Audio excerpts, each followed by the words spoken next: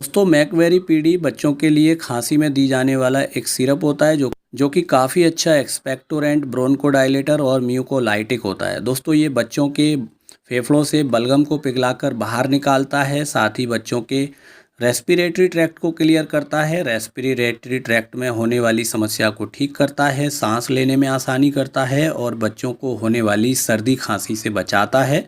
यानी बच्चों को जो सर्दी खांसी हुई है उसको ठीक करता है। दोस्तों ये 85 रुपये में आपको मिलता है, 60 ml के पैक में आता है और मैक्लियोड्स फार्मास्यूटिकल्स इसको बनाते हैं।